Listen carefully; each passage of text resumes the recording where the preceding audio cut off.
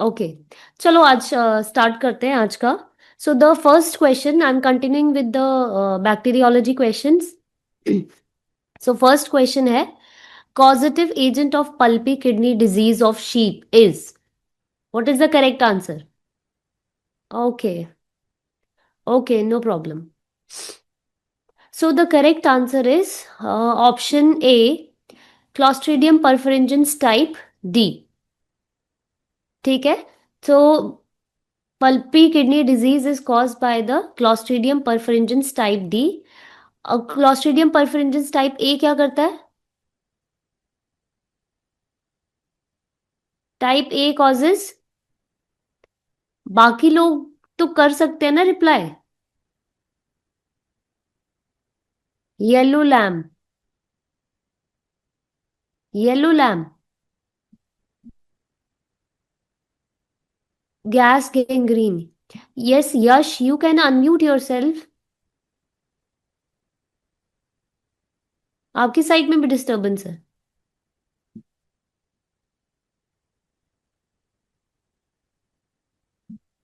So clostridium perfringens type A, type B क्या करता है?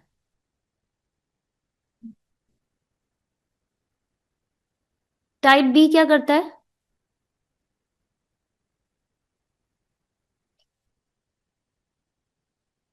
चलो ठीक है।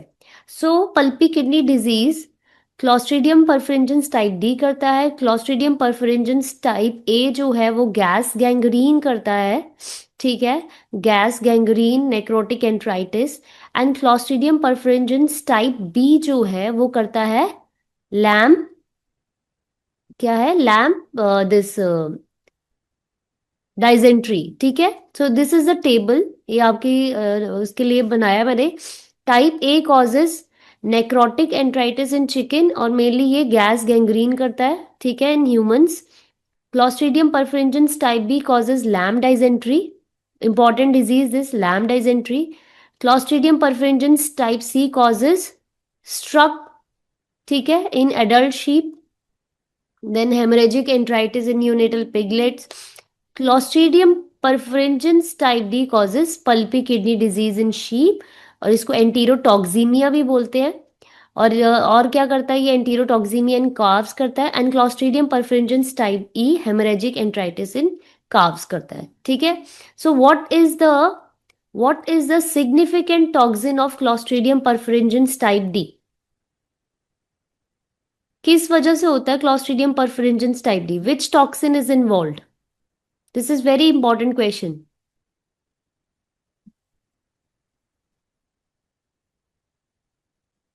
Alpha? No, this is not alpha toxin. So ये क्वेश्चन जो है इसमें क्या है, clostridium perfringens type D pulpy kidney जो होती है वो होती है एप्सिलॉन टॉक्सिन से। एप्सिलॉन टॉक्सिन, एप्सिलॉन टॉक्सिन, ठीक है, epsilon toxin is the significant toxin in case of this pulpy kidney disease. ठीक है, दिस इज वेरी इंपॉर्टेंट। और जो क्लॉस्ट्रीडियम परफरेंजेंस टाइप ए है इसमें है अल्फा टॉक्सिन। ठीक है, इसमें होता है अल्फा टॉक्सिन। ठीक है, क्लियर है? चलो next, next question is,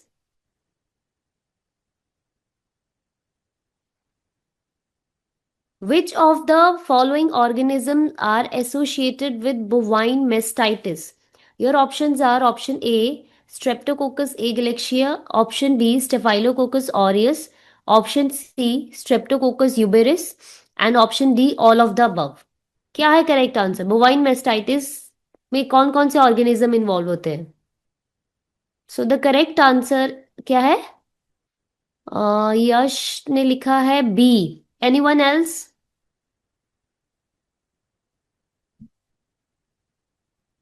S R ने लिखा है D. And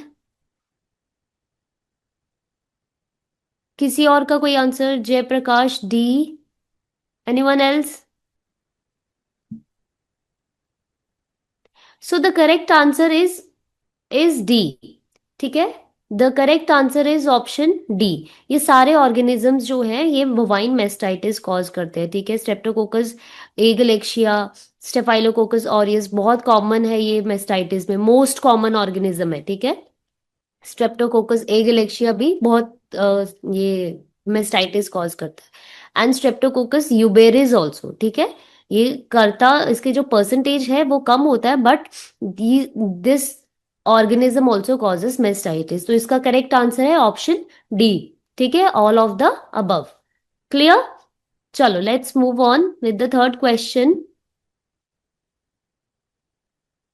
the causative agent of glanders, ये हमने फर्स्ट उसमें भी किया था। So the causative agent of glanders is, answer is A. A, okay. So the correct answer is option A, burkholderia mallei, ठीक है। Burkholderia mallei is the causative agent of glanders. So मैंने आपसे पूछा था एक लास्ट टाइम कि glanders के cases आपने देखे हैं कि नहीं, कि ग्लैंडर्स की क्या हिस्ट्री है, वो इरेडिकेटेड है कि नहीं, कुछ पढ़ा आपने उसके बारे में? पढ़ा है कि नहीं? सो एक्चुअली ग्लैंडर्स जो है अब ये री इमर्जिंग डिजीज है। पहले अबाउट 2006 तक ये इसके केसेस रिपोर्टेड नहीं थे, ठीक है। Under glanders and Parsi act होता है ना 1999 का, तो 1999 और 1899 समथिंग, तो उसमें तब तक ये नहीं था। फिर उसके बाद यस नोटिफाइबल तो है, अब ये री, यस 1899, तो अब ये री इमर्ज हुई है 2006 के बाद, ये री इमर्ज हुई है डिजीज, और इसमें केसेस बहुत सारे रिपोर्ट हो रहे हैं। अब इसका जो नया जो नेशनल कंट्रोल ऑफ प्लान बना हुआ है, ठीक है। So this disease is cause by the burkholderia mallei. चलो next question. Major pathogens associated with contagious mastitis in bovines include. Your options are option A, Staphylococcus aureus, option B, Streptococcus dyscalexia, option C, Escherichia coli, option D, both A and C.